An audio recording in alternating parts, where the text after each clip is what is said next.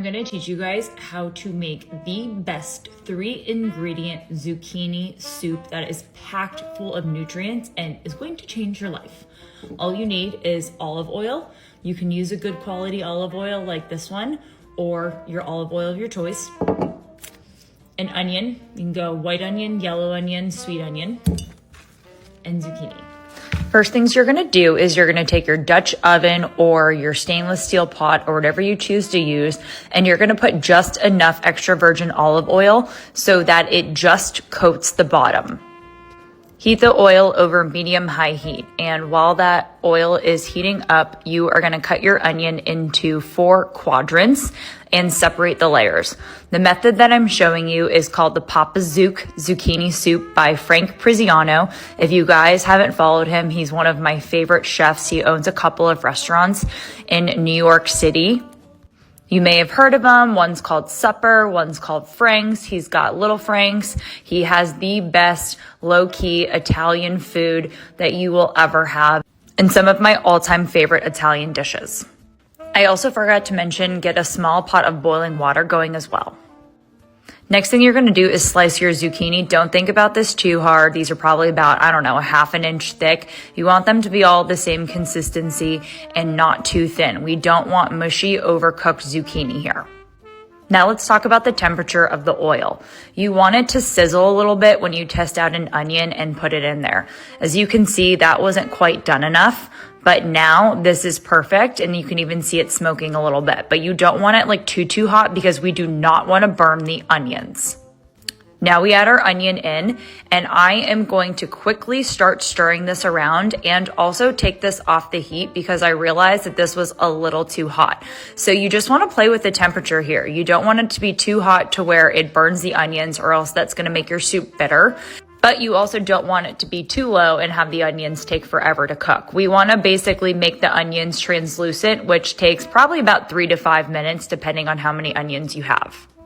My onions are starting to look a little bit better here, but still not fully done. Now my onions are done, and it's time to add in the zucchini. You'll notice here that the zucchini is pretty dark starting out, and we want to cook it to be a brighter green.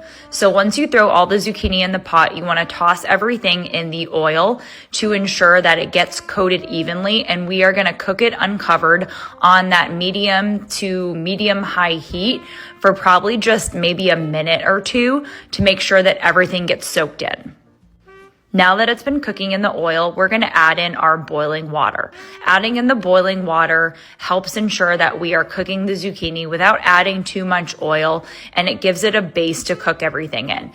Give it a little stir to throw all the ingredients together, and then we're just going to throw our lid on, and we're going to monitor every minute or so.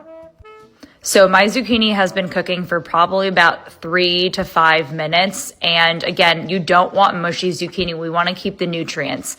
So after this, take a slotted spoon and put it into your blender that you're going to be utilizing. And you obviously want the blender to be able to handle hot liquids.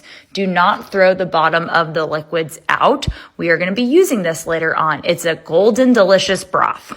The key here is to also not overcrowd the blender. As you can see, I have this about halfway full, so you might want to do this in batches. Now we're going to add a little bit of that delicious broth to the vendor. Now, one thing to note is you can always add liquid. You can't take away liquid. We do not want like chicken noodle soup broth. We want more of a bisque type broth. So you can always add your water throughout the blending process. So I start on low, and then as it gets mixed in, I will crank the blender up to higher, and I have it on probably high speed for a total of a minute. Halfway through, I stop and pause and add just a little bit more olive oil for some good fats. And as you can see at the end, it looks like a smooth, creamy consistency in the blender. You can see the bisque type consistency that we're going here for. You don't want it too thin, but you don't want it too thick. Next, you go in with your Maldon sea salt flakes. If you know, you know. You can also just use regular salt, but highly encourage the sea salt flakes. Give it a good stir in and use salt to taste. And the very last step is to go in with another little drizzle of olive oil to top, and you just mix that in your soup. Don't skip this step. I promise you want it. It really makes the soup. Just give the olive oil like a little mix so it's all in there. And then you just honestly, like, you can olive oil, you can salt to taste.